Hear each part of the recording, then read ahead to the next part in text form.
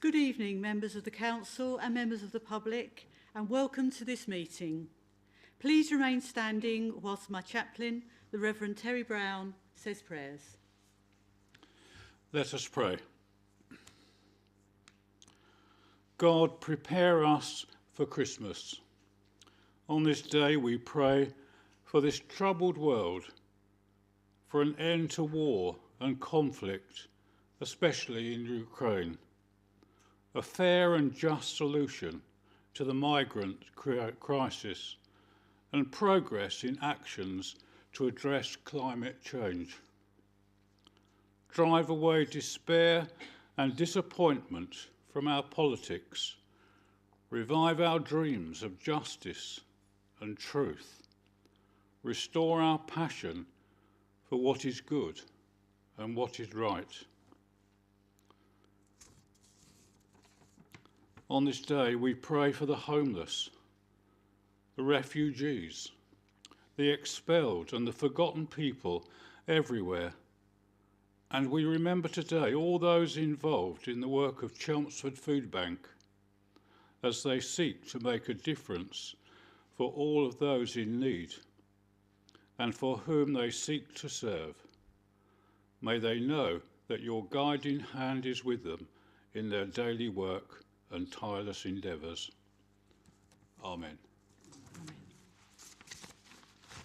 Please be seated.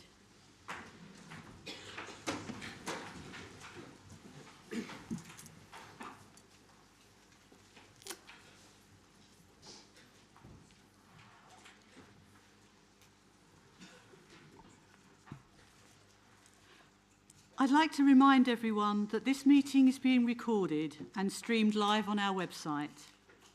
I have also been asked at meetings of the Council to make a standard evacuation announcement. Please note that, in case of an emergency, a bell will ring continuously. If this occurs, please leave the Council chamber at once, taking your personal belongings with you. Follow the green fire exit signs to leave the Civic Centre onto Duke Street via the stairs, which are located near to the end of the corridor adjoining this chamber. Lifts should not be used. Please gather by the War Memorial immediately outside the Civic Centre and, if and when it is safe to return to the building, an announcement will be made. You should not return to the building until told that it is safe to do so. Anyone attending this meeting is entitled to film it, but I should point out that only councillors, officers and anyone sitting round these tables may be filmed. Members of the public should also not be filmed, so please ensure that cameras are pointed only in this direction. Please would you silence or switch off your mobile phones whilst the meeting is taking place.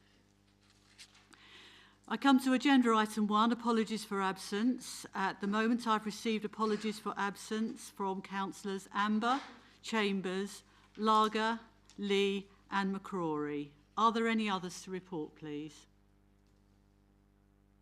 Nope, that's good. Okay, I will move on to agenda item 2, Mayor's announcements. It doesn't seem very long ago since we were all here, I think about 4 weeks to be exact, so I don't really have much in the way of announcements.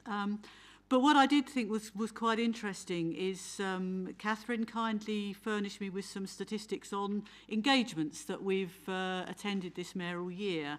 And it's interesting that since we took over, John Gallion, our staff, took over in May, we have attended up to the end of December 230 engagements, which I thought was quite a lot, with 35 in November and we have 32 in December. So we're in for a busy Christmas and there are lots of requests coming in, which is really good. So thank you. I'll go on to agenda item 3, declarations of interest. Members will be aware of the need to declare any interest they have in the business at this meeting, either now or when we come to the item. Does anybody wish to declare any interest at this point? Nope, I will move on, thank you. Agenda item 4, minutes. The minutes of the meeting on the 9th of November have been distributed. Are you happy to accept them as a correct record? Great. In that case, the minutes are approved. Item 5 is public questions. Any member of the public, after giving their name and address, may ask a question of which the council has powers or duties which affects the city.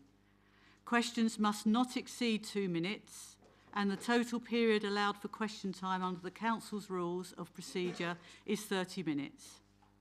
I understand we have questions from Mr Graham, Mrs Sullivan and Mr Sismy.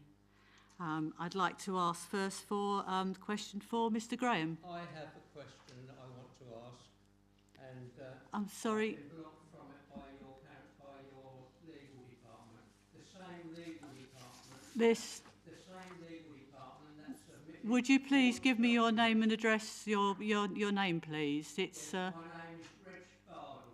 Right. Okay. Control officer with the council. Right. Mr Bardle, I'm aware that you had submitted a question for this meeting. As you have been informed by the council's monitoring officer, the council has taken the decision to disallow your question. Well, of course you have. This decision has been made under paragraph... Mr Bardle. She is a criminal. Mr Bardle. Carry on. Apologies, folks, for that little interruption, but we will proceed as per the agenda. I'd like to now take the question from Mr Graham, please. Hi, I'm Andrew Graham. On the 28th of November, I sent every single serving councillor a document detailing some of the problems we've had reported to us by housing association tenants. Basically, the document shows extensive mould, damp, fire and electrical risks, and was just a sample of hundreds of photos that Baddow and Sandon Neighbourhood Association have been sent from social housing tenants. One property has a family of 7 people in a 2-bedroom flat and are being told by the housing association that they are not eligible for rehoming. We've got copies of documents of diaries, of complaints, medical letters, letters from schools on the impact that living conditions are having on the children involved. And the housing associations are basically washing their hands of it. Now, my question here is quite simply, the council has a responsibility to these residents and seems to just be leaving everything in the hands of the housing association. What oversight and scrutiny do you carry out on housing association properties? And I would actually call for an investigation into some of these properties and some of the housing associations, in particular CHP and Clarion. We've got hundreds of examples, we can give you any evidence you need, but the state of social housing in this city is disgusting and unacceptable. I would not let any of my family live in any of these properties I've seen. Okay. Thank you, Mr Graham. Councillor Moore? Thank you, Madam Mayor.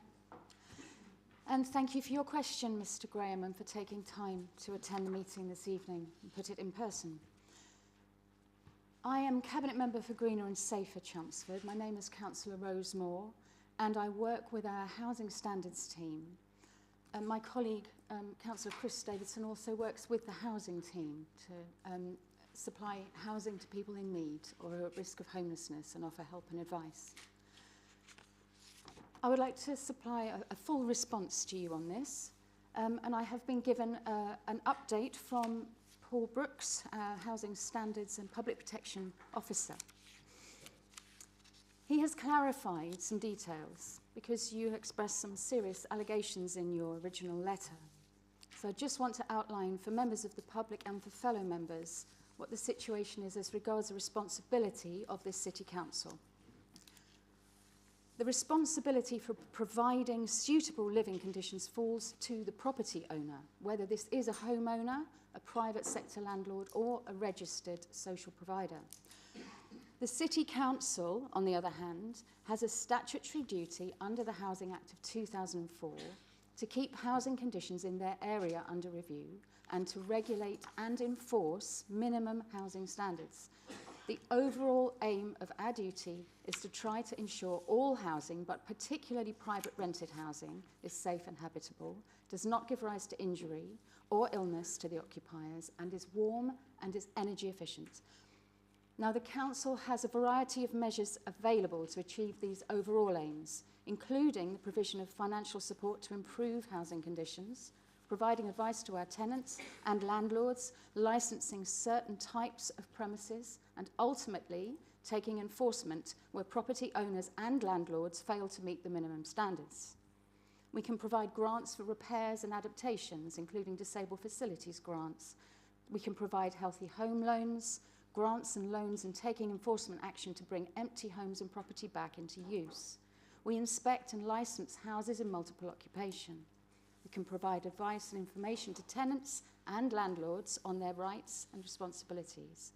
We ensure properties are maintained to an acceptable standard and deal with potential risks, deficiencies and hazards identified through housing, health and the safety rating system assessments. We also respond to all complaints of unsafe conditions in the private and social housing sector.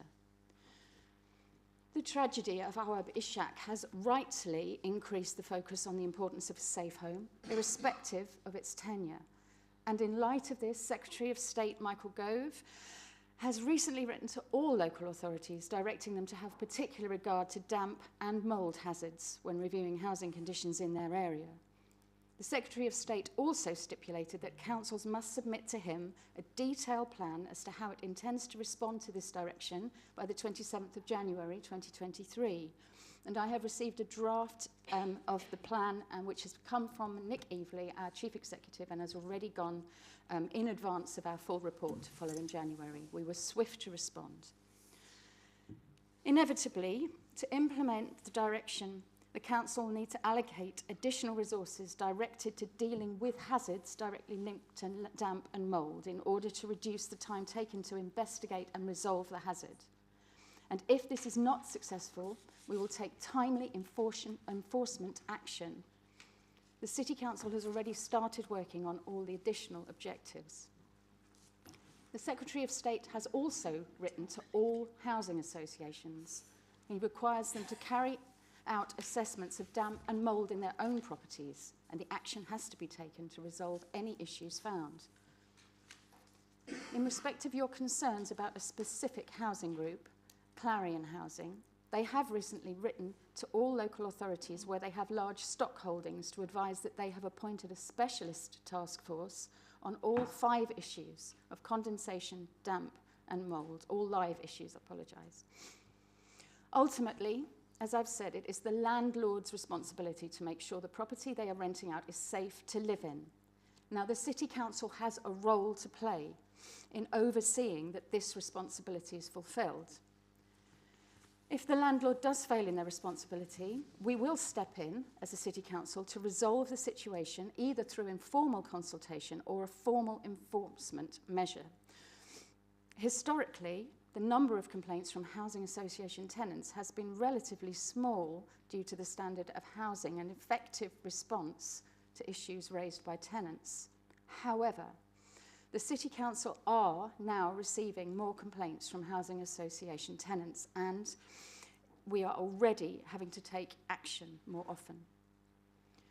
It is important to note that this council is unable to act unless it is aware of the issues tenants are facing, and I would urge any tenant who believes their accommodation is substandard to contact our Housing Standards team as quickly as possible, either through the council's website or by telephoning 01245 606 606. I would also recommend that all councillors are mindful of any issues that are flagged up, and please help to support your tenants. I know many of you already do. Every complaint about housing conditions will be investigated. Where the council can act, it will act. And similarly, I would ask the Baddow and Sandon Neighbourhood Association and any other external group that is aware of issues, that they provide this council with the contact details of the affected tenants as soon as possible, so that any concerns can be investigated and resolved as quickly as possible.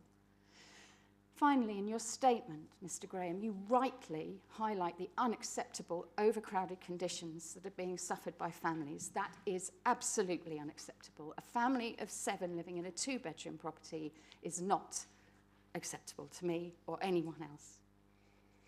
That is why the building of affordable housing is so very important. And that is why we have a local plan in place to include that housing and those numbers in our local plan on sites just as Manor Farm is coming forward.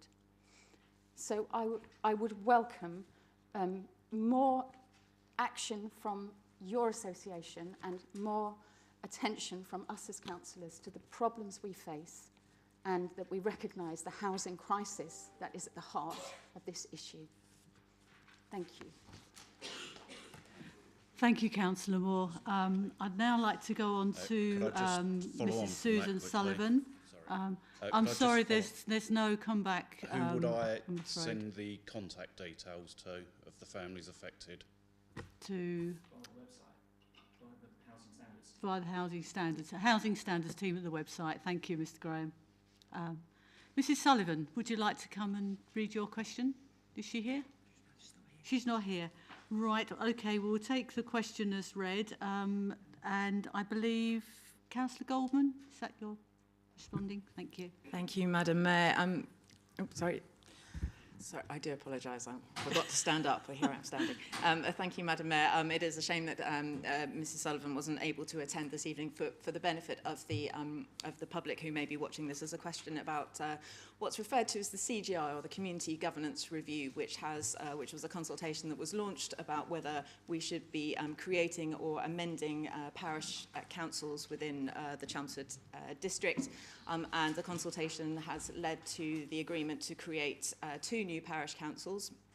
And Mrs. Sullivan's question related to some funding, essentially for parish clerks, and helping to deal with the rather time-consuming process of setting up new parish councils.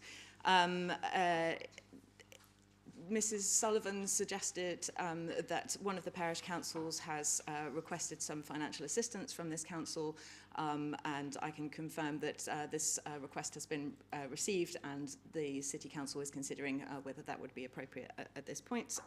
It was certainly suggested at the beginning of this whole process that we would provide support where appropriate, and that is certainly something we were looking at. And Mrs. Sullivan asks whether it would be appropriate for I think it's Chelmsford Village Parish Council to have similar financial assistance. And I would just note that it's my understanding that that new parish council that's being created has decided not to employ their own parish clerk, but to share the parish clerk with the existing Springfield Parish Council. So it's a slightly different arrangement to the Chelmsford Garden Community Parish Council, which is being set up, who have decided to employ their own parish clerk. However, if there is a business case that Chelmsford Village Parish Council would like to submit to this council in terms of how they think they will need support and why they need support, then of course we would be prepared to consider that. So I would encourage Mrs. Sullivan and Chelmsford Village Parish Council to submit a business case along those grounds. Thank you. Thank you very much, Councillor Goldman. I'd now like to move on to the last question from the members of the public. Mr. David Sisme, would you like to pose your question, please? Thank you.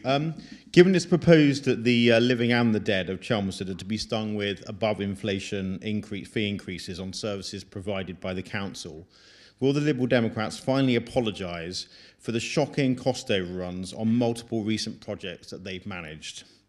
These include the theatre foyer refurbishment, which has increased from a budget of £1 million to almost £4 million, including lost revenue, the Aquila House refurbishment, which has doubled in expected cost, and the new paving at Tyndall Square, which is so over budget it's having to be bailed out by the national taxpayer. The councillors blamed Brexit when we had left the EU long before the contract was signed. They blamed COVID even though the lockdowns happened before the contract was agreed, but it's failed to take responsibility for its own mismanagement. Now it's expecting the people of Chelmsford to pick up the bill. Surely it's time to apologise. Thank you.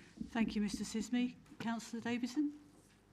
Thank you, Madam Mayor. I'm Councillor Chris Davidson. I'm the Cabinet Member for Fair of Chelmsford, and my brief includes finance, so I'll respond to the question. I'm grateful to Mr Sismy for travelling quite a distance from his home in Malden, where I believe he was a Malden District Councillor until a few years back. Is that not right? Anyway, I'm grateful to him for asking his question. It's interesting, we have talked on a number of occasions about the theatres. We've talked also about Aquila House recently. It's interesting to unpack his reference to the Tyndall Square project. This project is creating a new civic public square of over 3,000 square metres that provides a destination space for arts, events, celebrations outside Shire Hall in the city centre. Whatever the odd resident of may think, the Chelmsford residents collectively, I'm sure, will be delighted with this new space once it's complete. But Mr Sismy's reminded us that the causes of the increased cost included Brexit and COVID, and he's poured some scorn on that. He also complains about the source of additional funding to complete the project. So let me address those.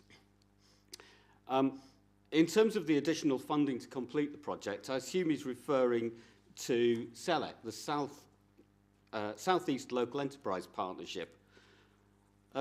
This was set up by the government to be the key body determining strategic economic priorities while making investments and delivering activities to drive growth and create jobs. And that's what this project does. CELEP itself explained in determining that it was prepared to increase the funding and the support for the project. It recorded that the scheme started on site on the 9th of January this year. At the time of the tender, inflation was 3-point-something%, and the COVID pandemic was still in an active and uncertain phase, and I'm quoting there. Since then, it said, there have been a variety of pressures on the scheme. The reasons for these cost increases are multiple, complex and interrelated, but many are a result of a combination of inflation, Brexit and COVID, which in combination have added in delay and additional project costs. Those aren't the words of this council, those are the words of CELEP. CELEP then unpacks this summary. Inflation has increased dramatically to the current circa 10% level. It's now 11%. Within the highways construction sector, inflationary rates of 32% over last year's prices are being widely reported. Fuel prices, diesel costs rose from £1.49 per litre to £1.84 per litre. Site compound costs are up. As a result of multiple global factors, I quote, all costs have increased worldwide. Latest revised figures show an increase of 10 to 15% over and above what was expected as contingency and inflation. It refers to Brexit impacts, specialist materials from EU countries. Some of the materials are being imported from EU countries and delays are being experienced, impacting on programme. The lamp columns are supplied from Italy, where lead-in times are longer than anticipated. This impacts the programme and adds to delay impacting on other factors, such as site compound costs. As a result of Brexit, and exacerbated by COVID, the workforce within the statutory undertakers' companies is severely depleted. As a consequence, they prioritise emergency works over planned works, such as Tyndall Square, and at short notice cancel their on-site start date. This causes wider programme delays. Delays due to worldwide materials supplies.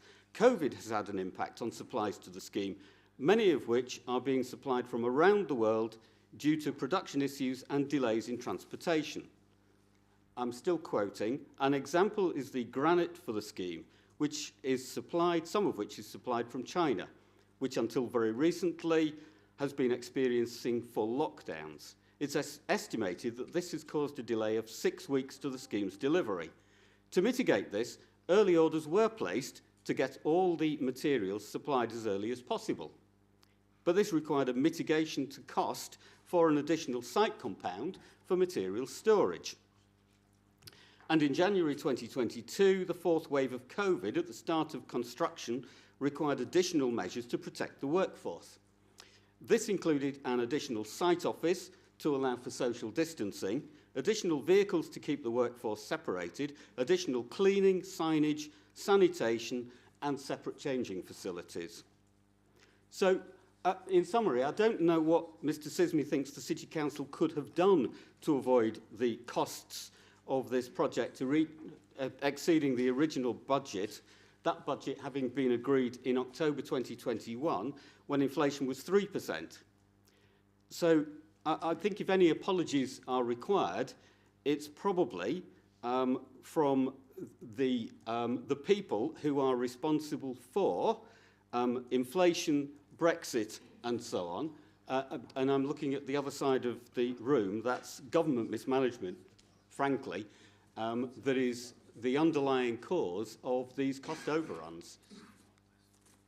Thank you, Madam Mayor. Thank you, Councillor. We will now move on to agenda item 6, which is Cabinet question time. Now, we have a lot of questions tonight, and unless there are any really sort of major reasons why anyone will want to read their questions out, I'm going to take the questions as read because just to save time, because we only have an hour in which to have this particular agenda item. I also have questions from Councillor Pooley and Councillor Lee, and they both contain very similar subjects. So, first of all, I propose to take Councillor Pooley's and Councillor Lee's questions together, if that's okay. If I take the question as read, and Councillor... Thank you, Madam Mayor. It is simply to ask Councillor Moore to explain what's under consideration in terms of the improved scheme for over 65 swimmers. Right. Thank you. Thank you. Councillor Moore. Thank you, Madam Mayor, and thank you, Councillor Pooley, and in his absence, Councillor Lee, who both asked questions about this subject. So, Councillor Pooley, your question relates to swimming provision for older people, and specifically the review of our current over 65 swim scheme for Chelmsford residents, with options for an improved scheme that offers better value for money and wider range of activities. And Madam Mayor, the intention was to bring an update on the review and the proposals to full council for consideration this evening.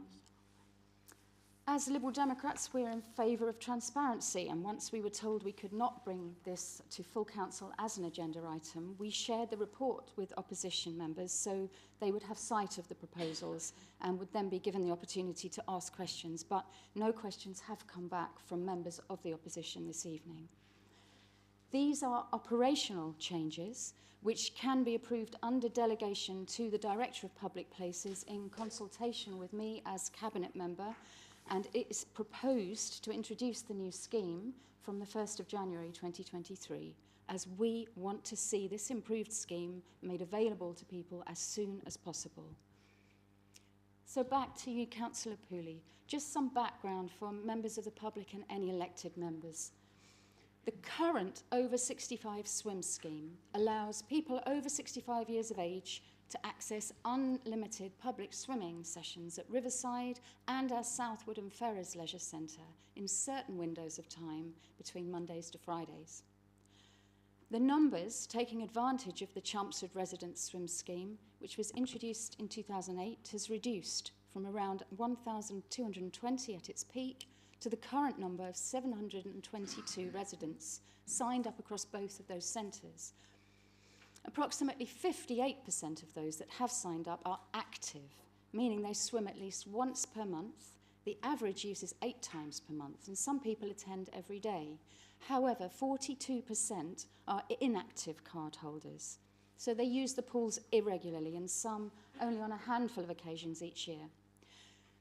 Swim England identify ways to increase participation in swimming, and that's exactly what we would like to do as an administration. There are different approaches to encouraging people over 65 to take up swimming or to swim more regularly, but the most successful schemes appear to focus on providing a group or a club approach with learn to swim or confidence building sessions supported by a social dimension, for instance, a cup of tea or coffee after the sessions. As a result of the review, it was proposed to end the existing scheme and introduce a new scheme which we are calling Forever Active Swim for over 65s that would improve upon the existing scheme. It is so important to encourage this age group to swim as there are proven health benefits. In addition to the obvious cardiovascular benefit, it provides muscular and skeletal and postural improvements, resulting in reduced falls in some of our older residents. And the objective remains to encourage more older people to swim and to increase the frequency that those that do swim. The Forever Active Swim scheme will be subsidised with a £20 monthly fee payable and will consist of many different elements, from an unlimited number of swims during specific sessions at designated times. The access at times at Riverside will be extended to between 8:30 a.m. and 4 p.m. midweek. Southwood and Ferrers Leisure Centre midweek and weekend sessions will also be extended. People will have free access to supervised improver and development supported sessions, free access to introductory learn to swim sessions for our new customers. Swimming will be available to those on the scheme at Southwood and Ferrers Leisure Centre and Riverside. Currently, there's only a single site option. A booking privilege was being increased from 7 to 10 days where applicable, and our Chelmsford Plus cards will be included, which provide discounts on a wider range of our leisure centres activities. I know that Councillor Lee also asked a question this evening, Madam Mayor. Yes. So if I may just move on to that. Yes, thank you. So Councillor Lee specifically asked how we could explain how we plan to encourage older people to take up swimming. This is a very good question, and I hope my answer to Councillor Pooley has reassured everyone that we understand the huge importance of swimming as a regular exercise for this age group, from a health and a well-being perspective, and I would like to encourage many more people to enjoy regular swims. Loneliness is one of the most destructive and hidden harms in our society, and it affects all ages, but particularly older people who may live alone or are caring for a partner. It is so important to keep active both in body and mind so we can age well, and this is a priority in our health and well-being plan. Taking time out for regular exercise can do wonders for our mental health, as well as our strength and mobility, and also help prevent falls. And providing a range of social activities for older people is key and a priority for this administration. So we encourage older people who may have been out of the water for a few years to join learn to swim sessions and confidence building classes. We'll run therapeutic sessions that support people with long-term health conditions and mobility issues, as well as amputees and pre- and post-op patients through GP referral schemes. These will all be promoted and offered to members of Forever Active Swim and the wider public.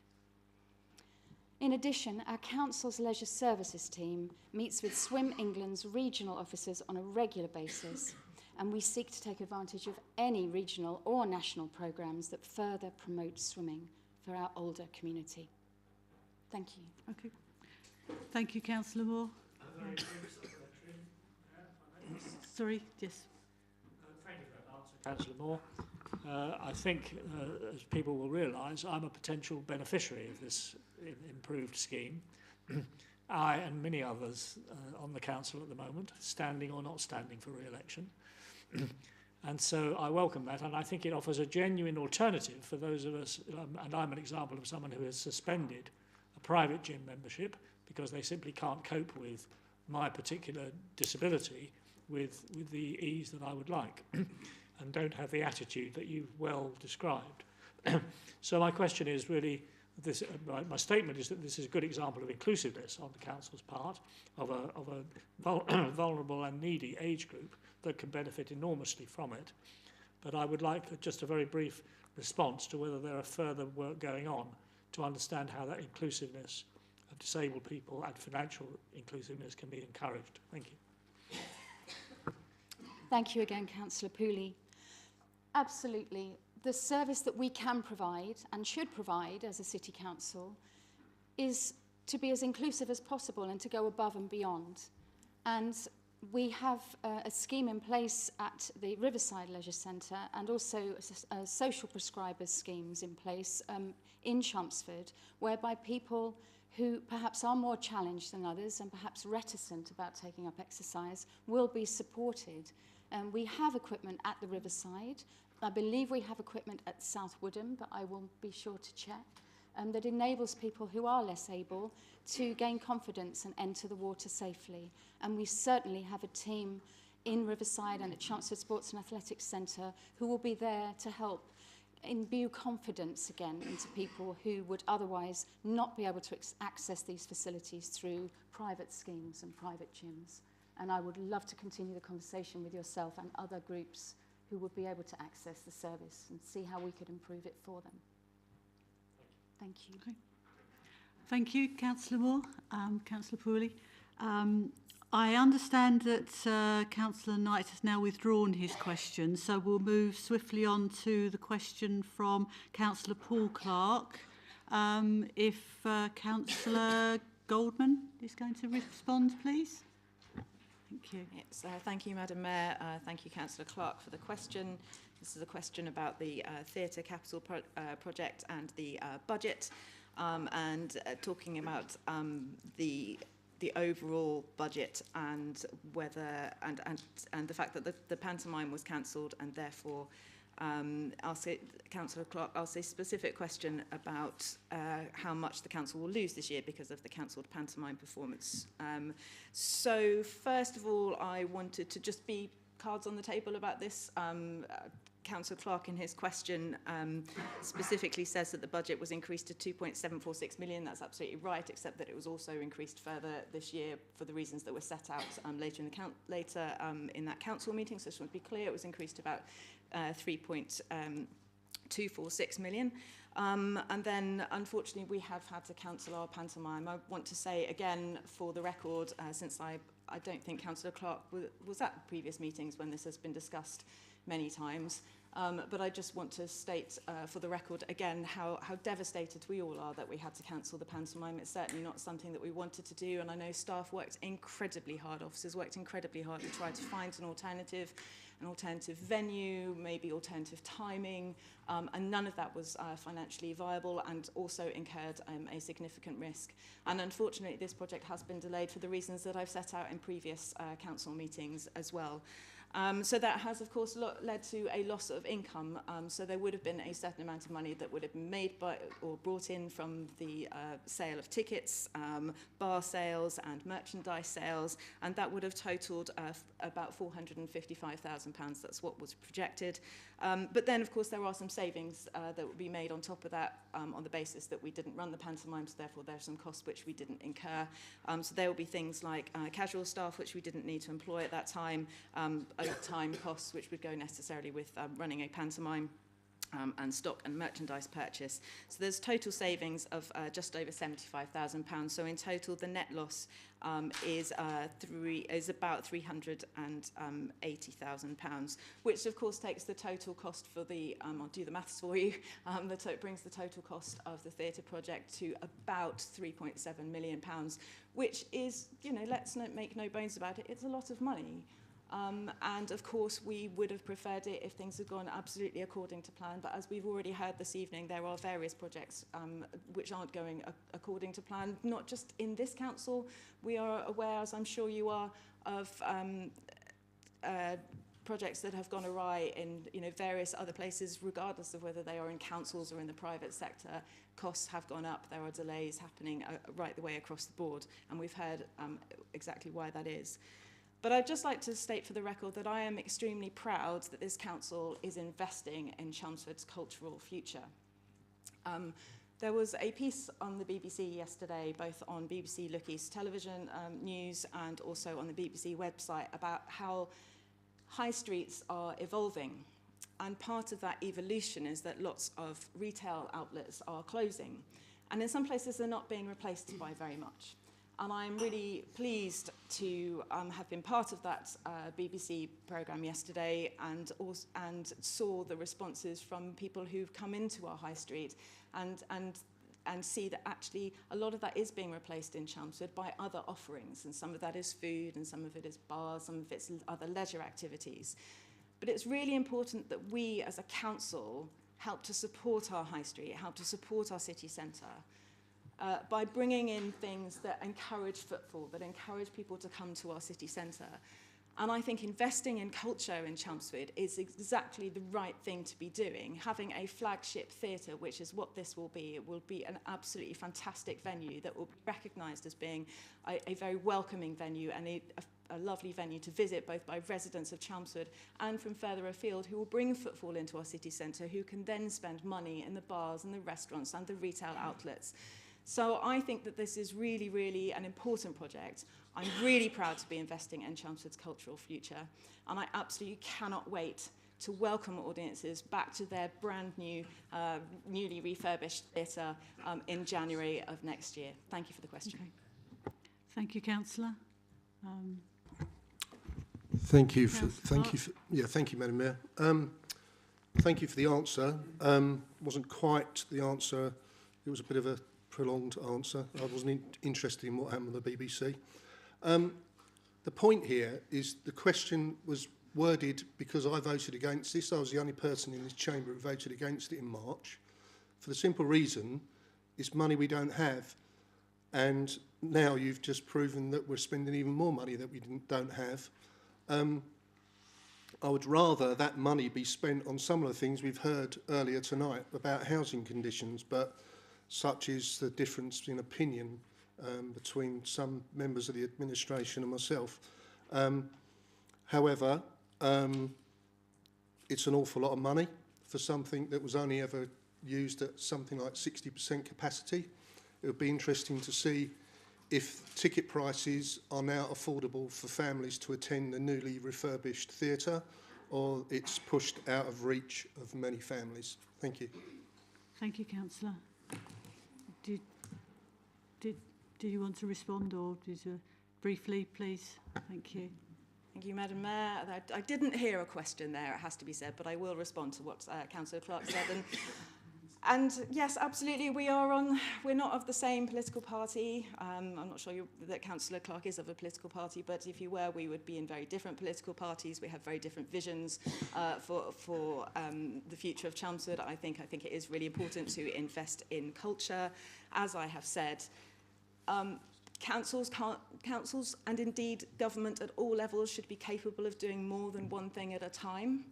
So I don't think it should be just a choice between housing or culture. It is incumbent upon councils to do more one thing at a time, and I think it's incumbent on government to do more than one thing at a time. Investing is one of the things that we must do, and we are doing. Culture is part of that. And in terms of investing money that we don't have, I'm afraid I simply don't accept the premise of the question. Thank you. Okay. Thank you, Councillor. I'd like to now move on to the second question proposed by Councillor Clark, this time for Councillor Davidson to respond, please. Thank you, Madam Mayor. Councillor Clark's question is about MRP. The figure in 2019 was 0, excluding leasing costs. He asks what the current figure, including leasing costs, is, and what the projections for the future are. So I'm grateful for the question because it does give me an opportunity to clear up a misunderstanding about MRP. And perhaps, first of all, I should explain what MRP is. it is the money that we set aside to repay funds that have been borrowed, that the council has borrowed. So I'll respond first with some numbers and then provide a broader explanation. In 2018-19, MRP was indeed zero, as Councillor Clark says. Leasing costs were 458,000. The budgeted MRP for the current year is 921,000, including leasing costs of 398,000. So I'll leave Councillor Clark to work with those figures. These are, in effect, and the reason for quoting both of those figures is that they are simply different ways of borrowing and different ways of paying for capital goods and accounting for the repayment of the borrowing. So contrary to what Councillor Clark seems to think, this borrowing is for the benefit of the people of Chelmsford, as Councillor Goldman has just been talking about in relation to the theatre. Some of it is needed to ensure we continue to deliver services and indeed to improve them. For example, buying equipment or vehicles so the Parks Department can continue to maintain our parks, including the 17 that have got Green Flag Awards. And a good part of this MRP relates to expenditure that generates savings for the revenue budget. This sort of borrowing reduces our costs by more than it costs to finance it. So, for example, buying a block of flats and retail units in the city centre is one of the most cost-effective ways of delivering temporary accommodation. It should more than pay for itself, saving more than it costs in the MRP. So you can't simply take MRP and say that's a bad thing. As many successful businesses do, we're borrowing to invest wisely to achieve more than we could achieve if we weren't borrowing. And as I've said many times before, the real question when it comes to borrowing is whether it's affordable. The administration will continue to practice sound finance. We will borrow no more than we can afford to pay back. Despite the budget pressures, this level of MRP is affordable. The net additional cost of decisions made on MRP in 2022-23 is £53,000. Compare that with the Council's £59 million expenditure on services, and that's a pretty modest figure, and it's an affordable one. Now, the final part of the question asks me to gaze into the future, and I'm not going to preempt next year's budget by doing so. We will assess affordability of borrowing as part of the annual budget process. The figures will be available in January, and they'll be scrutinised at the budget debate in February, because that's how decisions to borrow are given full scrutiny at this council. Thank you, Madam Mayor. Thank you, Mayor. Thank you, Councillor. Councillor Clark. Thank you, Madam Mayor. I do understand what MRP is and how it works. And the facts are, if the higher MRP budget comes in, we still have to find ways of funding that additional cost, whether that be a reduction in services or indeed from any income that it generates from capital expenditure. But the point is, we still have to repay that money, and that figure is going up.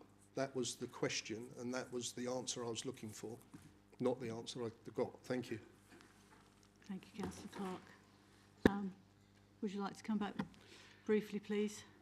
I agree that the figure has been going up, and we will be coming back to the details of that and the affordability in January at Cabinet, in the budget debate, and then in February. So I think we'll leave it there for the moment. Thank you, Councillor Davison. Thank you, Councillor Clark. I'd like to now move on to a question from Councillor Poulter, and I believe Councillor Robinson will be responding. Thank you very much, Madam Mayor. Yes, Councillor Poulter, thank you for your question, and you've always shown concern for some of the most vulnerable people in our community, and housing in particular. As Councillor Moore explained earlier, the City Council takes very seriously the condition of homes in the district, in particular the rented sector, whether social rented or private rented. But as you said in your question, it isn't practical to monitor or inspect every such house regularly enough to pick up all the problems. And indeed, tenants, of course, have a right to privacy, and landlords aren't permitted to carry out frequent inspections. Most will inspect at 6 monthly intervals. So the first step when there is a problem for tenants is to report any damage or hazards to landlords. And landlords will often be unaware of any defects, and once alerted, they should certainly take action, but if they don't, the City Council has powers to step in and often does so, as Councillor Moore said earlier. All landlords, including registered social landlords, have a legal duty to make sure the properties they rent out are safe to live in. And the vast majority of landlords take their responsibilities seriously and effectively manage their housing stock. But as I said, if tenants believe their property is unsafe and the landlord isn't acting, they should come to the Council's Housing Standards team, and we will take action. An inspection, of course, is only valid at the time it takes place, and with just under 12,000 social housing properties in the Chelmsford City Council area, inspections of all properties would take time. But they are carried out on an ongoing rolling basis, which includes an annual gas safety check and a 5-year electrical wiring check. A 6-month declaration, as suggested by Councillor Porter, would actually do nothing to improve current processes. The City Council expects to carry out about 360 housing standards investigations this year, so you see that the Council is taking action. Where there is an issue that falls below the required standards, the City Council will follow it through until it is resolved. The vast majority will be resolved by the Housing Standards team liaising with the landlord to rectify the situation, but about 10% are likely to result in informal enforcement action, and the City Council won't hesitate to act if that's required. All complaints of poor housing standards are investigated by the Council, and no investigation is ended until it has been resolved and the property is safe to live in. Chelmsford Housing, CHP, owns 7,738 of the 11,868 social housing units in Chelmsford, so that's about 2/3. All councillors should have received a letter from Paul Edwards, the Chief Executive of CHP, in the last few days, setting out how seriously they take the issue of damp and mould. And indeed, Mr Edwards offered to attend this evening's council meeting so that he could hear the concerns of residents and councillors, and we're delighted to see him here this evening. And last year, we established a pattern of quarterly meetings for the City Council's Chief Executive and myself to meet with senior management at CHP. Additionally, City Council housing officers are in touch with CHP on an almost continuous basis, so the channels do exist to raise concerns. So if any councillor or residents group becomes aware of a problem, please raise it via the official channels first to the landlord, and if that doesn't work, to their local councillor and me if necessary, because we want to make sure that the council does everything that it can to maintain standards. 5 other housing associations own most of the remaining social housing in Chelmsford. The City Council is already in communication with them. We are setting out very clearly our expectations on housing standards and our likely legal action if these are not met that will be taken by our housing standards team. But ultimately, local authorities aren't the regulators of registered providers. The government's social housing regulator is in charge, and they're responsible for fixing any systemic failings.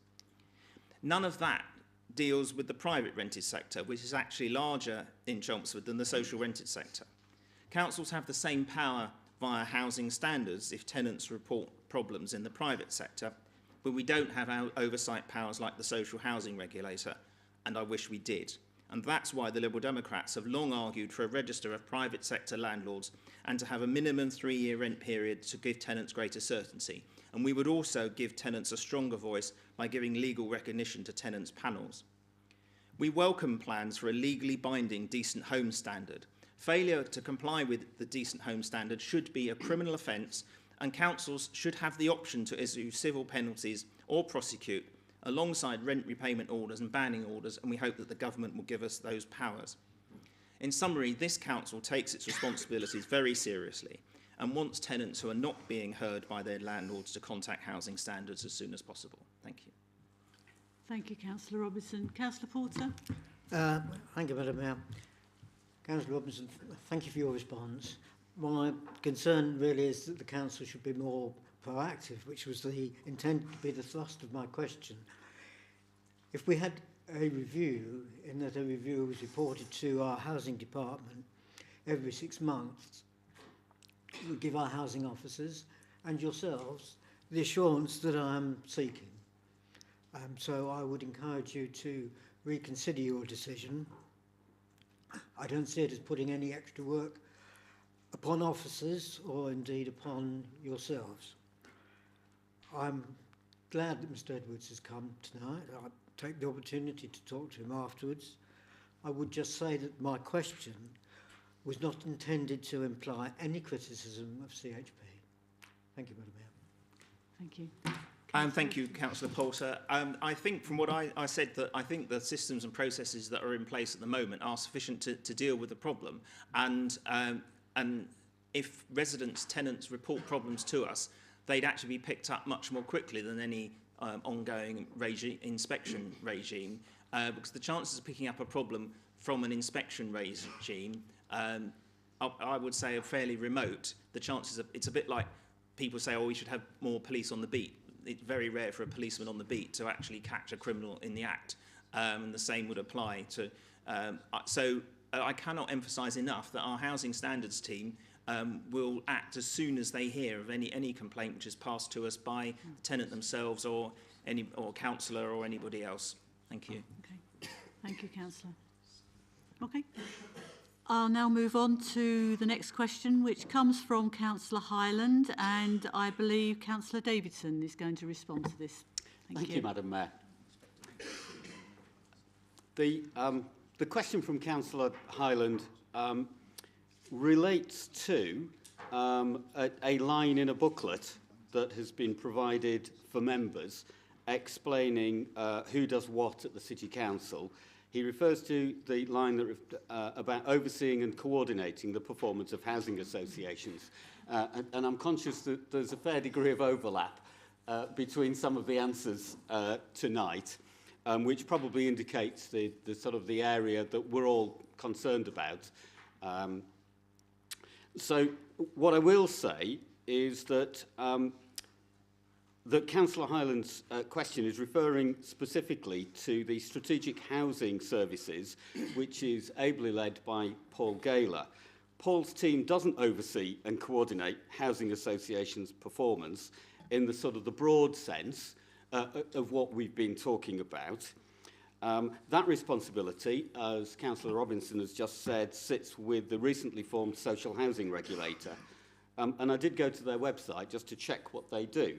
The regulator of social housing promotes a viable, efficient and well-governed social housing sector able to deliver and maintain homes of appropriate quality that meet a range of needs. RSH is an executive non-departmental public body sponsored by the Department for Levelling Up Housing and Communities. So that's where the function of overseeing the performance of housing associations rests.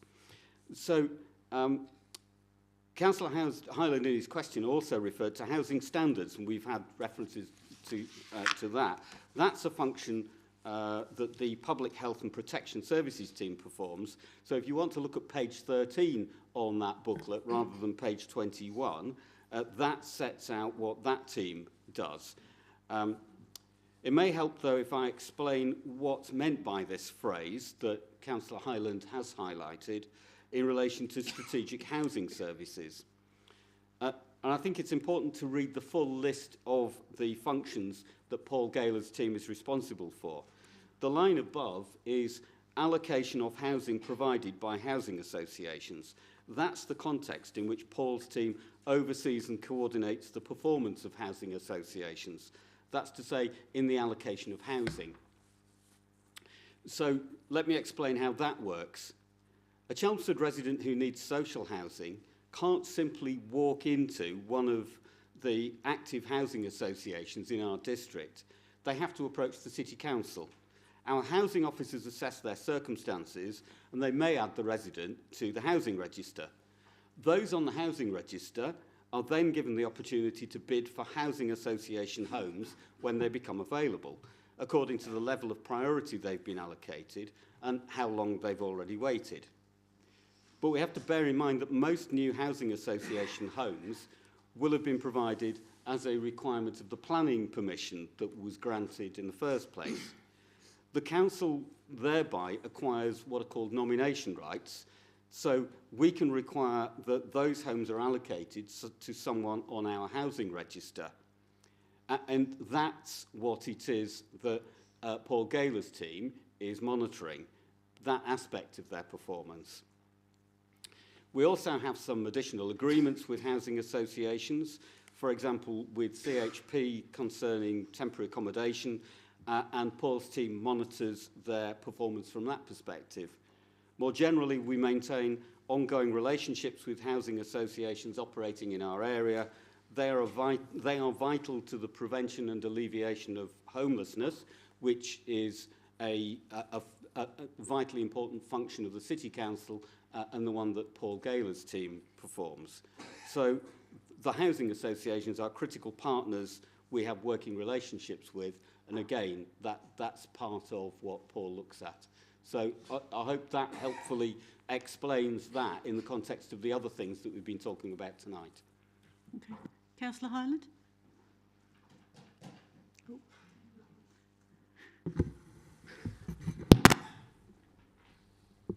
Thank you, Madam Mayor. So,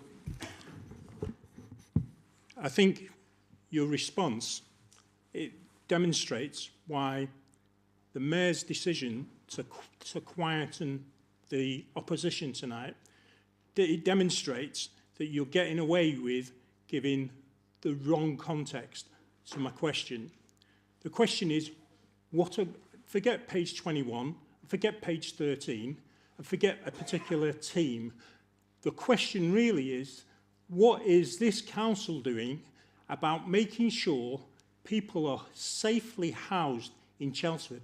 And Chelmsford is a place that people want to live in these accommodations. And you've given me no evidence that you're doing anything proactive in your response. And that's why I was looking for, when we talked about monitoring and overseeing, that you provided some evidence of action that you were taking. Thank you.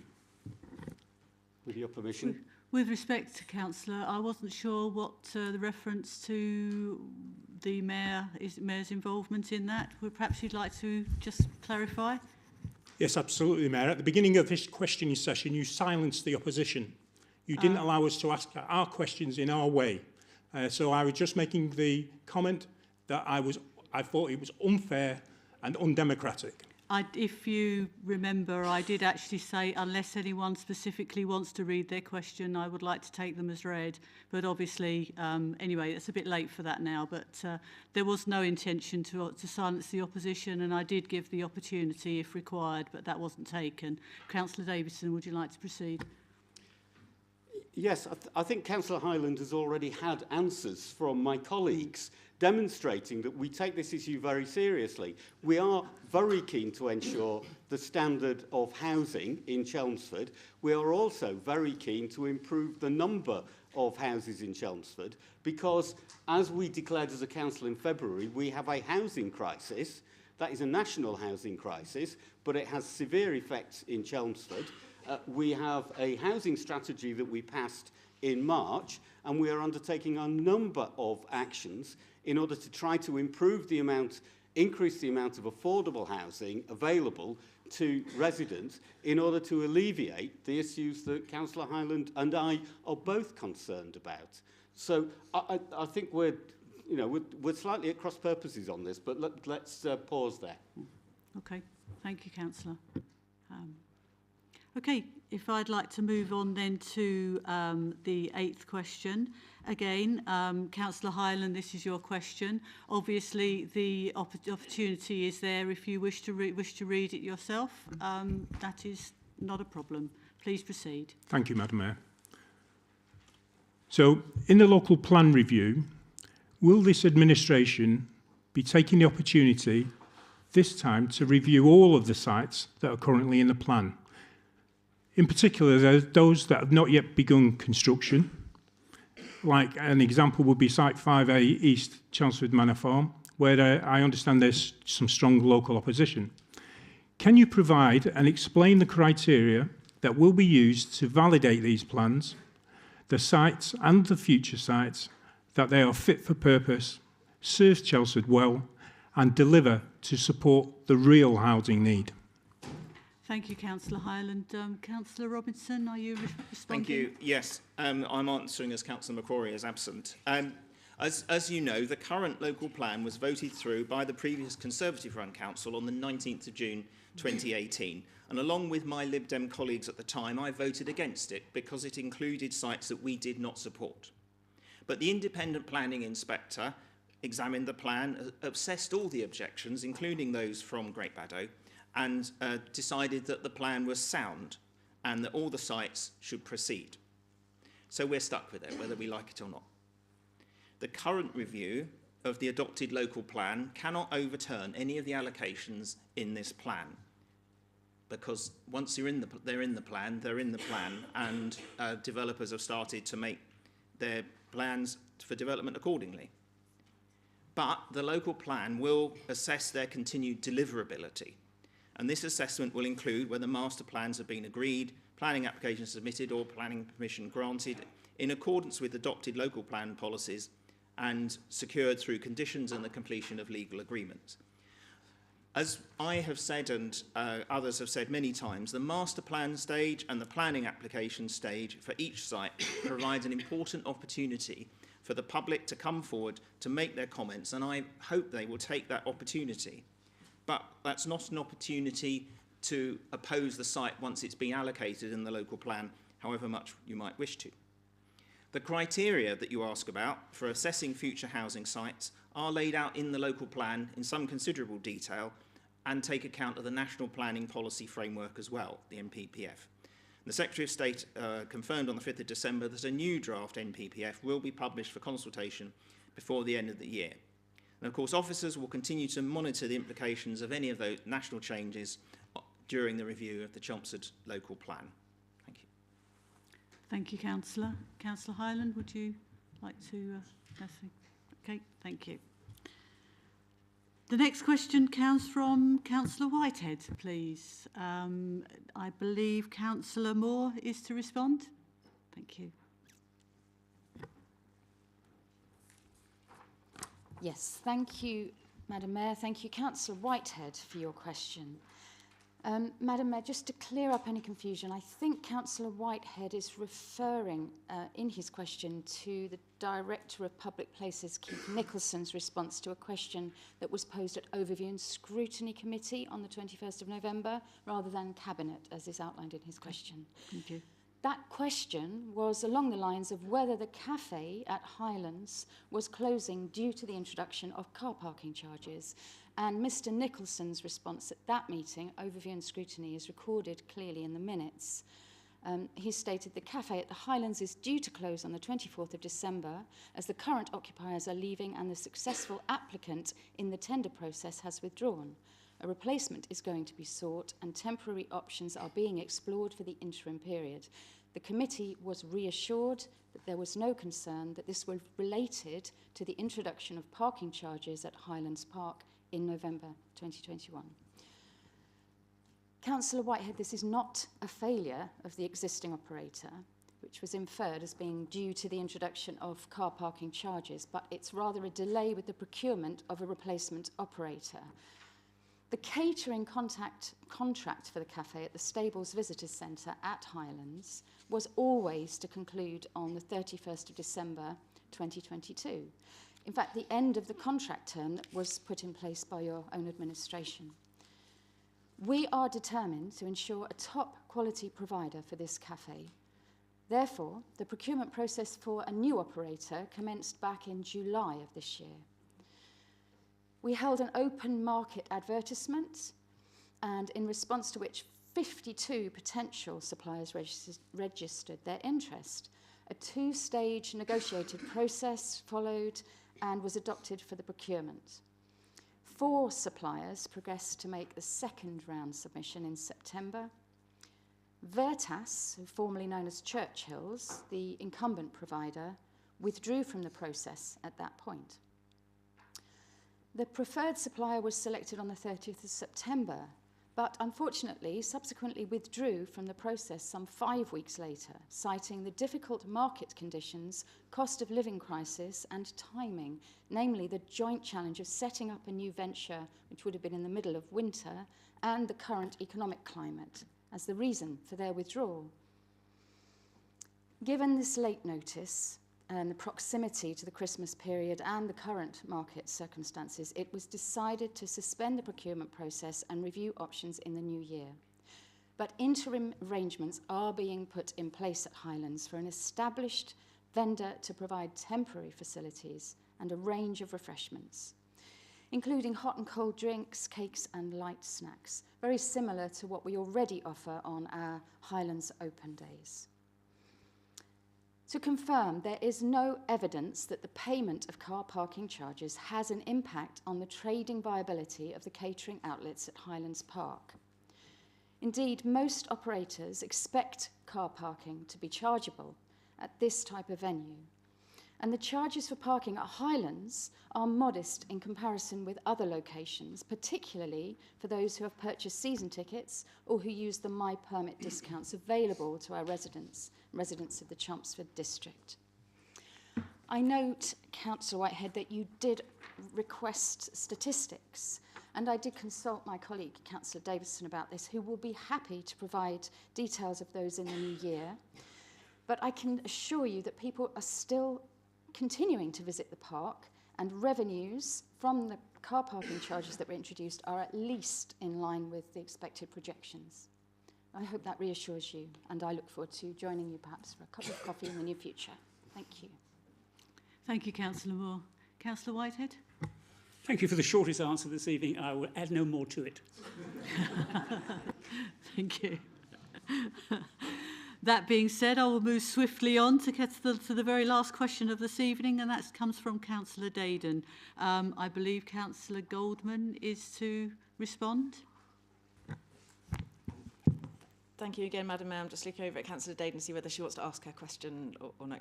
Okay, fair enough. So just very quickly, this was again about the CGR and about parish clerks and whether basically there's enough parish clerks around to be able to fill the vacancies. So essentially, it's important, as I mentioned earlier, it's important to remember just how many new parish councils are being created, and we're creating 2 new parish councils, of which, as I mentioned earlier, only one of those has decided to employ their own parish clerk. So we really only need to find one new parish clerk, and I understand that that parish council is being supported by the EALC, which is the Essex Association of Local Councils, I believe, who are very experienced in helping parish councils with their needs, and I understand that they are advising them. Just to reassure Councillor Dayden that parish clerks have been sought and found recently. So in Wickford, for example, there was a parish clerk that was a vacancy that was recently filled. So yes, we're confident that this is not an insurmountable task to find one new parish clerk, but thank you very much for the question. Thank you, Councillor Goldman. Councillor Dayden, would you like to respond? Okay, thank you very much. Okay, well, we'll move on now to agenda item 7, which is a report from the Cabinet Member for Sustainable Development. In Councillor McCrory's absence, I believe, Councillor Robinson. Yeah, thank you very much. So the recommendation is that Council accept the report from Cabinet. So that's a fairly straightforward recommendation. But just to very briefly introduce the report that went to Cabinet, members will be aware that infrastructure is funded through a combination of Community Infrastructure Levy and Section 106. It used to be entirely Section 106 until 2014, and in fact now CIL, Community Infrastructure Levy, has become the main way by which we extract money from developers in order to pay for infrastructure. But we still have to collect and spend monies via Section 106 agreements. Some of them are obviously, a lot of Section 106 is specific obligations on developers to carry out particular building works, but in other instances they give us money to spend on improving the local community. And in this report it sets out a number of ways of spending just £5.6 million on a range of sports and open space projects. And I'll just take any questions. Okay. Do you have a seconder, Councillor Robinson? Seconded. Thank you. Any comments? Councillor Bentley.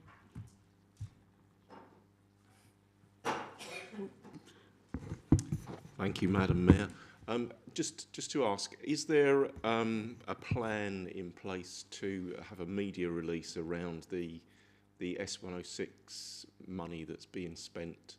I'm thinking in particular of in South Woodham Ferrers, where there's a small amount of money being spent over at Saltcoats. It'd be nice for us to know how that money's being spent, rather than just some sort of vague titles to the spend. Yeah, thank you, Councillor Bentley. I'm sure that's something that we can look at, and it'd be better to publicise the individual schemes as they come along rather than the list as a whole, and that's certainly what we'll do. Thank you. Okay. Thank you, Councillor Robinson. Oh, sorry, Councillor Hyland, I missed you there. Thank you. Do proceed. Thank you, Madam Mayor. So, Could is there a time? Please? Thank you. Is there a timeline for each of the 106s to expire? Is that visible, those agreements, to councillors? And I'd like to know if they're available for scrutiny to see if the interpretation of what is legally specified is being considered and applied. Thank you, Councillor. Councillor Robinson. Well, on the latter point, I think you can rest assured that our officers will only ever spend money in ways that are legally compliant with the Section 106 agreement. And on the former, I think this council, even under the previous administration, was much better than some other councils we could mention down the road at spending our Section 106 money within the legal timelines, and we certainly will make sure that that happens. I think we've got a lot better at negotiating Section 106 agreements perhaps than in the past. We'll comply and ensure that all the money is spent if there are any deadlines. Thank you, Councillor. Any other comments? I believe it's only one. There's only one opportunity to speak against each item. Thank you, Councillor. Anyone else? Okay. Okie doke. Please indicate then by raising your hand whether you agree the recommendations to the Council in the report. Are there any against? One, is that noted? Thank you. The report is agreed. I'll now move on to agenda item 8, which is membership of committees, Leader of the Council. Yeah, sorry, me again. This very simple request from the Conservative group to replace Councillor Gulliver instead of Councillor Millane on the substitute for planning. Okay, do you have a seconder, please? Seconded. Thank you. Any discussion? Anyone wishes to make a comment? Okay. Please indicate then by raising your hand whether you agree the recommendation in the report. Thank you. Anyone against? Good. The report is agreed. Thank you. We then move on to agenda item 9, is a proposed minor change to the existing delegation and dispensation for the Community Governance Renew. Councillor Murray Goldman, please. Thank you again, Madam Mayor. This is a very simple paper. It's slightly awkward because it's a paper that I'm presenting that asks Council's permission for me to be replaced as the delegation on this. Essentially, it's about the CGR. The leader of the council sits on the Shadow Council for Chelmsford Garden Community, and he is the person that this is delegated to at the moment. So it's essentially swapping the leader of the council for the deputy leader of the council to avoid any potential conflicts of interest. It is also a second part to this paper, which is about dispensations. There are lots of members here which are twin-hatted, triple-hatted, I guess is the other way of saying it. So if you've got parish council responsibility, or a parish councillor and a city councillor, and in some cases a county councillor as well. This is about adding or providing a dispensation to those who are twin-hatted in that way, just to clear things up and provide that dispensation to make it easier for people to be able to vote and fully take part in all meetings, including voting. So I will leave that there if there are any questions. Thank you, Councillor Goldman. Do you have a seconder, please? Seconded. Thank you, Councillor Davison. Does anybody wish to make any comments or discuss this? In that case, could please indicate by raising your hand whether you agree with the recommendation in the report. Is anyone against? The report is agreed. We'll move on now then to agenda item 10. The next two items will be introduced by Councillor Chris Davidson. The first report's from the Cabinet on the 15th of November on the Treasury Management Mid-Year Review for 2022-23. Councillor Davidson, please. Thank you, Madam Mayor. This is the standard mid-year report on Treasury management.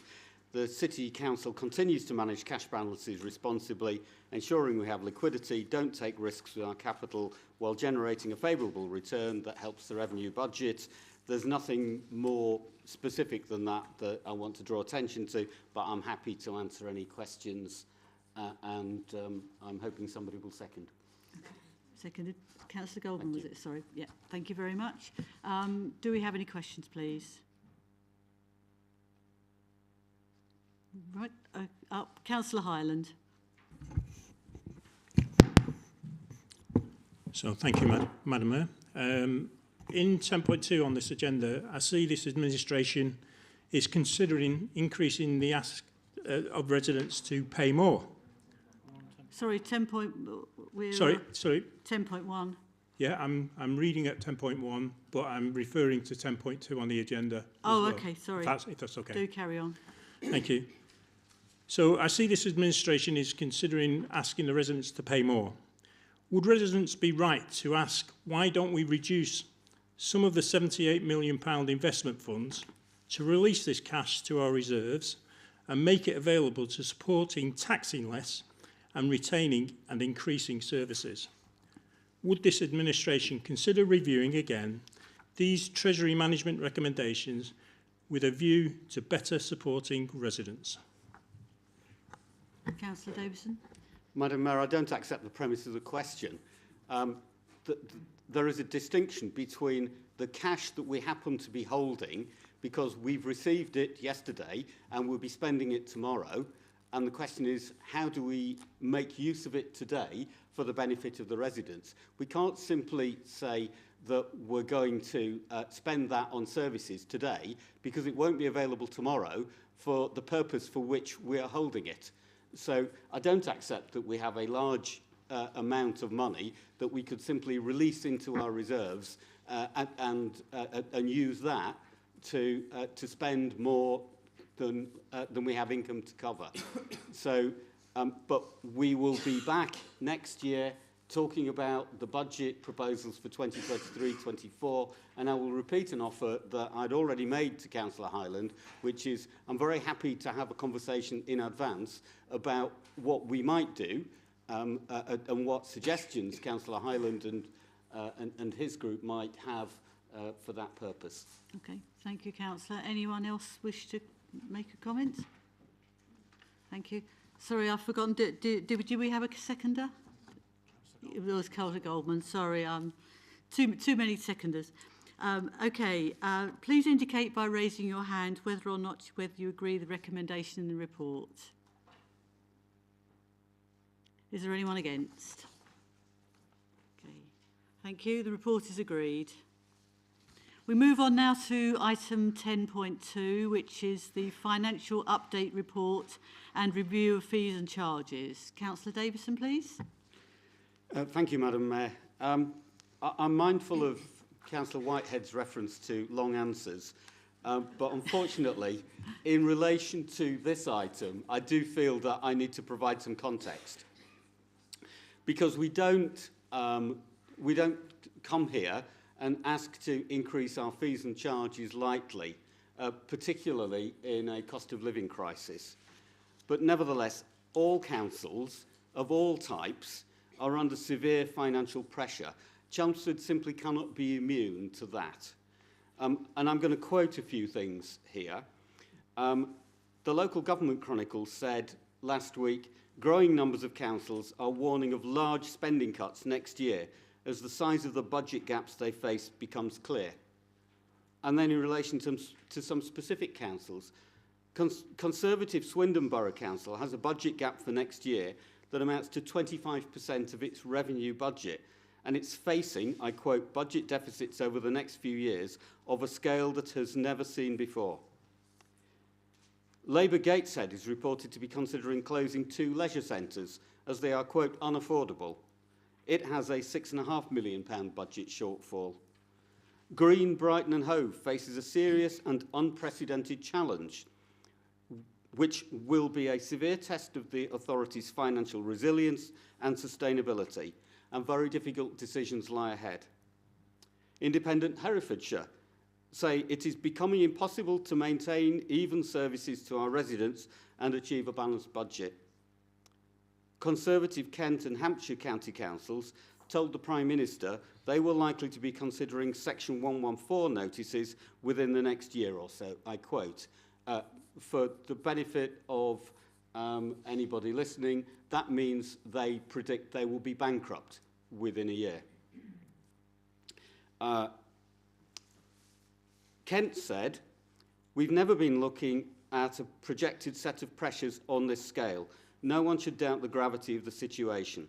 Hampshire is reported to be planning to scrap a transport scheme that takes thousands of disabled children to school. And it's not just councils saying this. A report by Grant Thornton concluded that councils face a £7.3 billion black hole by 2025-26. Unfortunately, the Chancellor's autumn statement failed to provide help. The East of England Local Government Association noted that local government funding shortfall is estimated at £9 billion by 2025-26. That's the gross figure. And even if every single local authority raised their council tax by the maximum amount, it would only address £2 billion of this. That's because with inflation at 11% and scope to increase council tax by 3%, well, it barely touches the sides. The increase in the national living wage announced in the autumn statement, while welcome and the right decision, adds significant costs as it feeds through to what we pay our staff. The cap on increases in social rents, again, welcome and the right decision, will mean housing associations have less finance to build new homes. That will add to the existing pressure that I was referring to earlier on our strategic housing team, and hence on our costs of housing homeless families. Government support is being reduced again, energy costs will go up again, and the government's standard response, it seems to be that they have made an additional £3.7 billion available to ensure councils have the resources they need to deliver vital public services. But the problem is that amount won't be enough to pay for vital public services. So that's the context of this report. In October, we forecast a budget gap of £7.9 million for Chelmsford City Council next year. In November, we forecast £1.1 million of additional use of reserves this year as our costs have gone up and our income has not gone up to compensate. The pressure on all councils' finances was produced in London, much of it in Downing Street. Inflation is over 11%. It's costing £10,000 a week extra to run our leisure centres. It's costing, or forecast to cost, £18,500 a week extra in fuel for our bin lorries. Interest rates are up, making some investment proposals unaffordable. The cost of living crisis our residents are feeling means we earn less income from fees and charges. Car parking income is down £1.3 million on the budget forecast. We can't allow that to wipe out our cash reserves. The Liberal Democrat administration, and to be fair, your administration previously, has practiced sound finance, and we will not allow Chelmsford to follow Thurrock's example. So what are we going to do about it? We need to look at both reducing our costs and increasing our income. So, as I've mentioned, I will be back in January, and we will be talking about the budget proposals for next year, and that will include looking at costs. But in the meantime, income. We set a budget assumption of 4% increases in fees and charges when we agreed the medium-term financial strategy back in July. But inflation at 11% now means we need to go further where we can. So we've done a thorough review of charges at a detailed level. Many of those charges will be staying the same for good reason. We will freeze the rents our market traders pay, as we are determined to support them. The rents we charge will be the same in May 2023 as they were in May 2019. We'll freeze the prices we charge for parking in our short-stay car parks, and given the previous conversation, I might add in Highlands as well. We are determined to support Chelmsford's businesses by keeping the centre of Chelmsford attractive as a place to come to for shopping and leisure. But we have to increase some charges. We propose to raise them as soon as practically possible, so we take the benefit of extra income in the last quarter of the year. The proposals for specific charge increases are set out in detail in Appendix 1 of the report, and I'm not going to go through those in detail, Madam Mayor, but I am happy to take questions on any of them. Okay. Thank you. Thank you, Councillor Davidson. Do you wish at this point to formally move the recommendations in the report? I'm not sure probably was the right answer, but in that case, do you have a seconder? Thank you, Councillor Robinson. Thank you. I'll now invite comments and questions from councillors. So who would like to speak first, please? Councillor Sismy? If nobody wants to ask any questions on this, I'd like to speak in opposition to this proposal. But before I do, Madam Mayor, I'd like to ask if there is enough support for a recorded vote on this. There needs to be 10 councillors who would agree to a recorded vote. Would anybody in the chamber would like to have a recorded vote on this, please? That's more than 10. Then we have a recorded vote, please. Thank you. Thank you. Thank you. Sorry. Do continue. Okay, right. Councillor Davidson gave us a litany of councils that faced financial problems. However, this council was left in a very healthy position by the last Conservative administration. And I'm asking council to vote against these proposed increases, some as high as 25%. The reason the Liberal Democrats want these increases is because they have mismanaged and overspent on projects, promoted unnecessarily extravagant... Please, promoted unnecessary, extravagant or unneeded projects and failed to rapidly introduce appropriate cost-saving measures. Furthermore, these increases in charges may not necessarily lead to increased income. People can decide to work at home more, shop and socialise elsewhere other than in Chelmsford city centre to the detriment of our businesses, and Chelmsford Crematorium and Cemetery face increasing competition. So, I propose that we vote against this proposal. Thank you, Councillor Sismy. Councillor Knight? Thank you, Madam Mayor.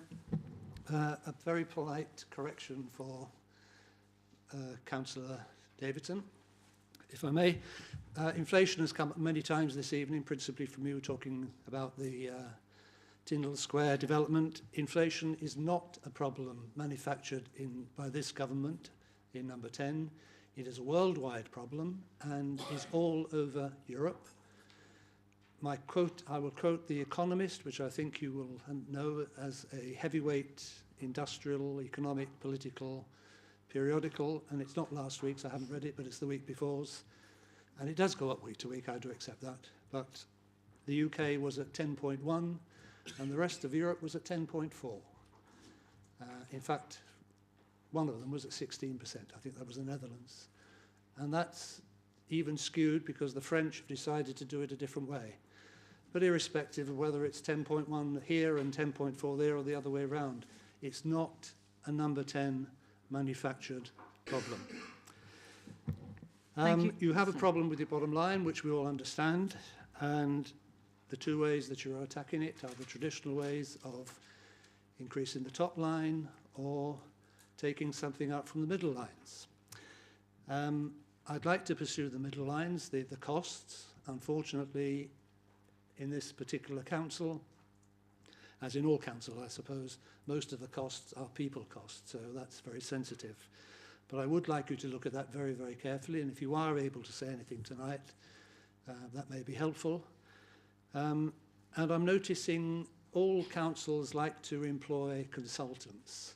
It gives them the opportunity to say that, well, it wasn't my fault, it was the consultant who told us to do it. And I'm seeing the word consultant come up at least once and possibly more than once in council literature recently.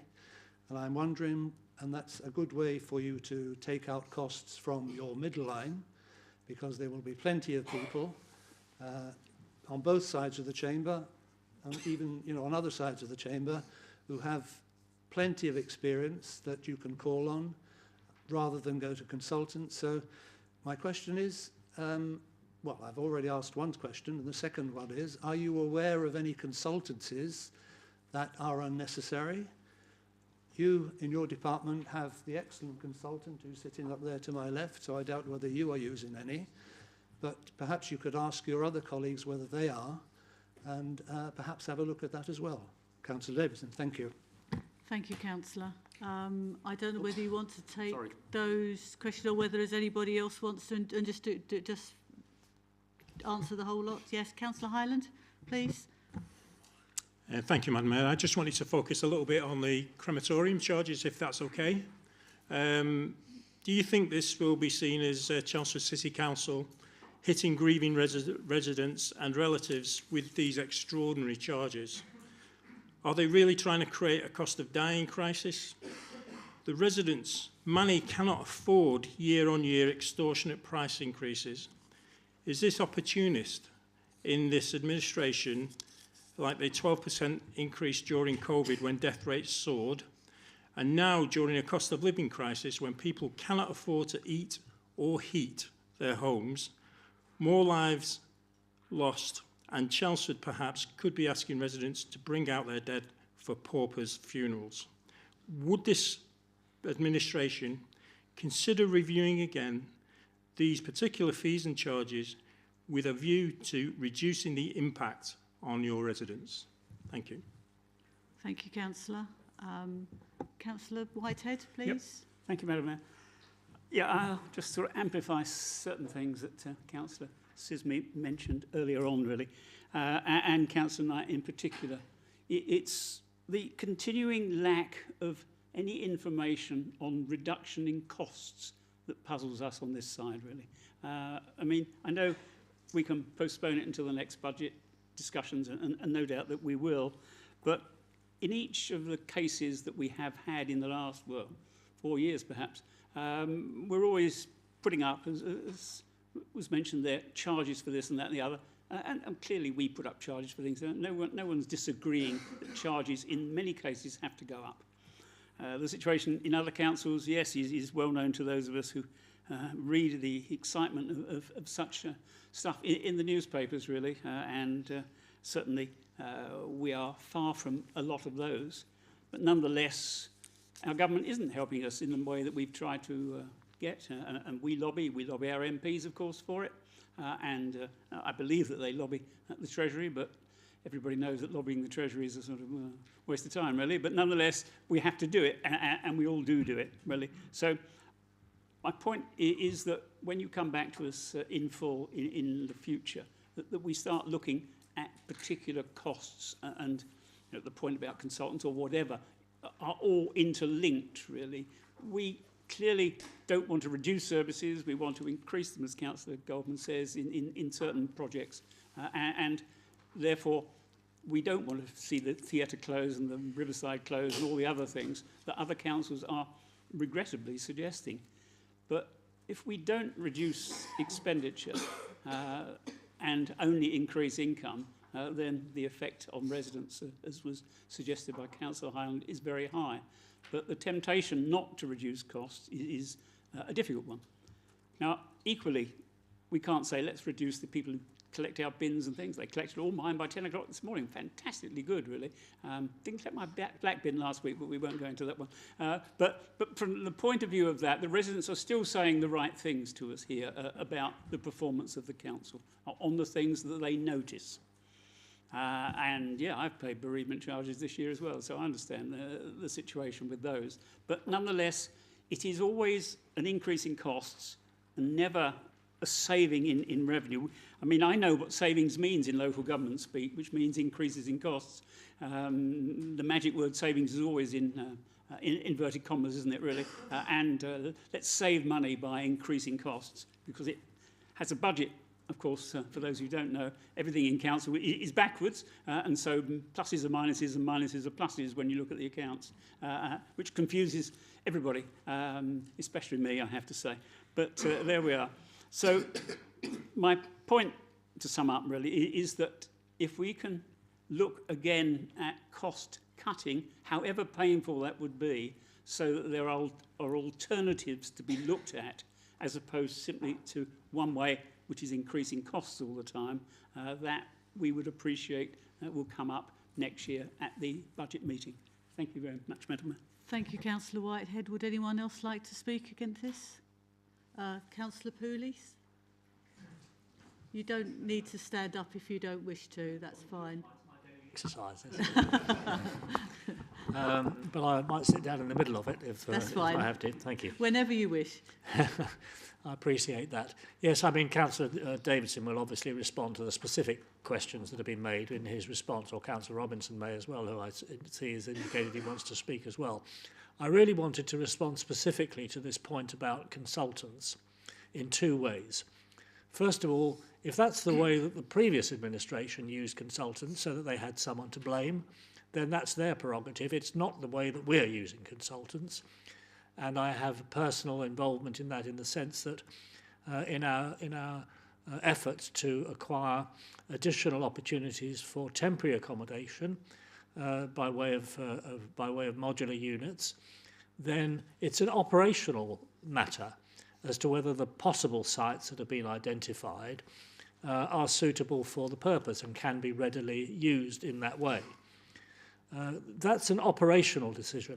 We, on either sides of the House here, whatever expertise we have, are not here to start interfering with the operational decisions of our officers, who both sides of the House would normally agree are excellent and, in cost terms, are pared to the bone in terms of our efforts to keep a balanced budget in previous years.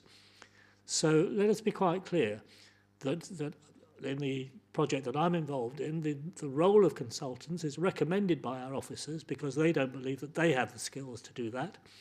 And that's an operational recommendation which we're here to oversee, not to replace. So thank you, Madam Mayor. Thank you, Councillor Pooley. Councillor Robinson? Thank you very much. I don't know about Councillor Davison, but I'd certainly like to withdraw any suggestion that the party opposite practices sound finance. Because Councillor Sismy is either doesn't understand what's going on, or he is just deliberately misleading people, because he opened with a comment that referred to a number of capital projects that we've discussed this evening.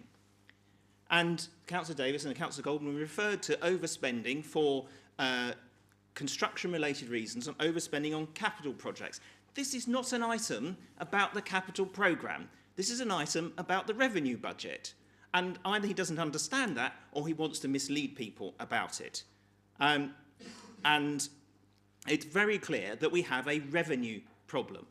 We don't have a capital problem. We have a bit of a capital problem, but we're managing it effectively. But it's nothing like the problem we have with the revenue budget. And that's because the government is not funding councils of any colour properly.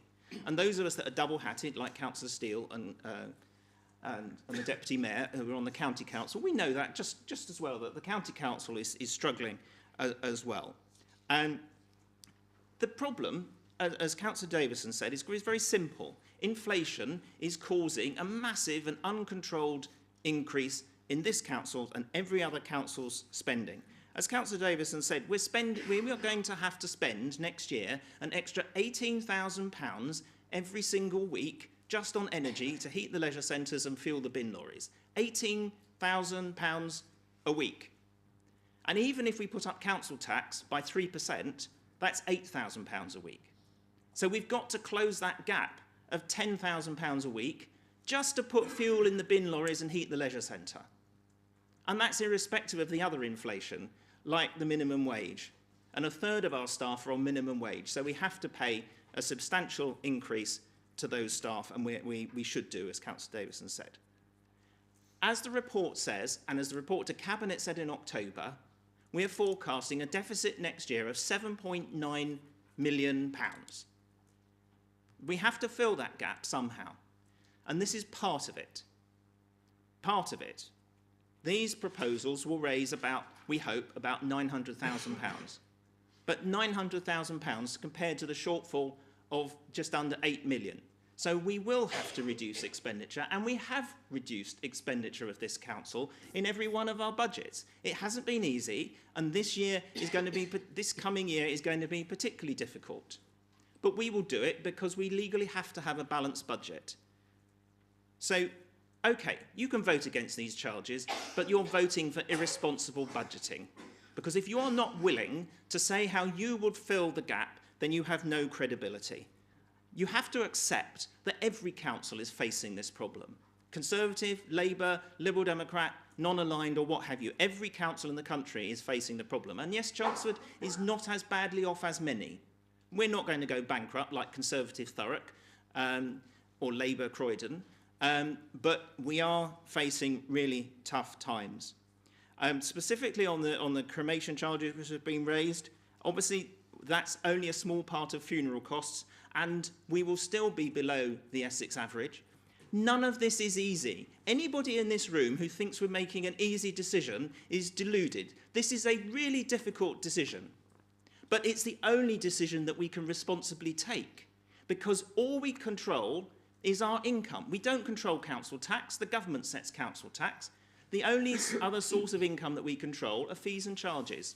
We are willing to take control of our destiny rather than have it imposed on us by external factors. So that's why we're saying we will increase these fees and charges, because we believe in protecting the core services of emptying the bins, of looking after homeless people. And if you are not prepared to vote for responsible finance, you are not protecting public services. Thank you, Councillor. Anyone else like to add a comment? In that case, Councillor, no, it's only one goes, sorry. Councillor Davison, I believe everybody has finished commenting. Thank you, Madam Mayor. Let me answer some of the points that were made.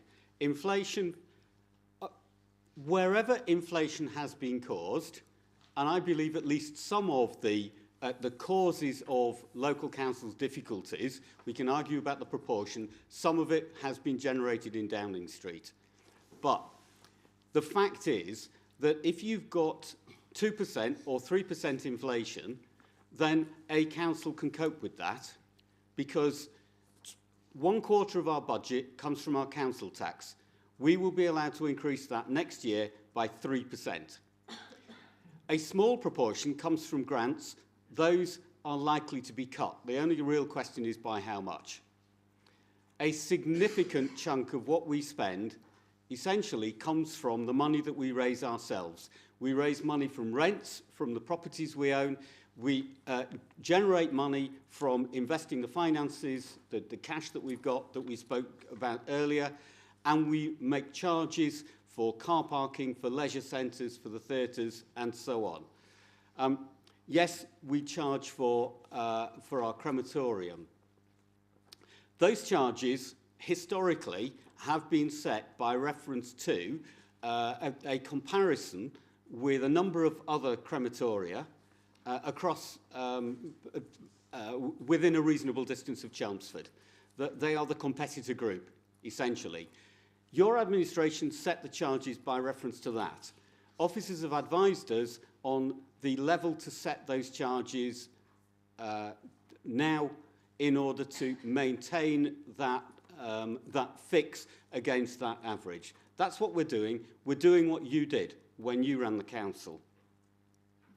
As regards consultants, yes, as Councillor Pooley has already said, I'm not aware of any unnecessary consultants. I'm absolutely not aware of any consultants that we've got that are there simply to provide some sort of protection. We are quite happy to take decisions on the basis of the advice our officers give us, but sometimes the officers simply don't have the skills necessary. I should perhaps declare an interest. I'm a former consultant. At times, it is helpful to bring in consultants because they have experience and skills that are not available, and you can bring them in for a short period to obtain the advice that you need, rather than employing somebody permanently to provide that. The question about reduction in costs, what I will say to that is every budget I've presented so far, I will check this afterwards, but I'm pretty confident that in every budget I've presented so far, we've made more cost savings than increases in charges, in income. And I'm pretty confident that when I stand up in January at Cabinet with next year's budget, that will likely be the case again. Because we are facing significant pressures, and simply increasing charges is not in any way going to enable us to balance our budget. I will add, though, that I did invite Councillor Hyland to talk to us about specific proposals that your group might have to help us to balance the budget. I asked you that 3 months ago, and I'm disappointed that you haven't chosen to take up that opportunity, and I am happy to sit down tomorrow and have a further conversation about any specific costs that you think we should be looking at, because those costs have been thoroughly reviewed, and we don't believe that there are significant amounts that we haven't already identified. But I'm very happy to take your experience and your advice, and we will look at that if you're prepared to offer it. As I say, I am disappointed if your group is going to vote against increases in fees and charges that are part of the way in which we protect our reserves this year, going into next year, given that we already know that they will be under pressure, and next year we will have to work extremely hard to balance our budget against a backdrop of a gap that we presented earlier in the autumn, which was £7.9 million at that time. So I hope we all take that very seriously, because this is a significant challenge that we're facing. Thank you, Madam Mayor. Thank you, Councillor. I now believe Mr. Bird will take a sort of... Oh, I'm sorry, I've been reminded that the report hasn't been seconded. Yes, I did. Oh, you did second it. That's fine. Sorry, I'll get the hang of this, honest. Mr. Bird, please. Thank you, Madam Mayor. So I'll run through the councillors here in alphabetical order, and if you could just indicate if you're for, against or abstaining to the recommendations in the report. So first, Councillor Ashley. For. Councillor Ayres. For. Councillor Bentley. For. Councillor Bracken. For. Councillor Dan Clark.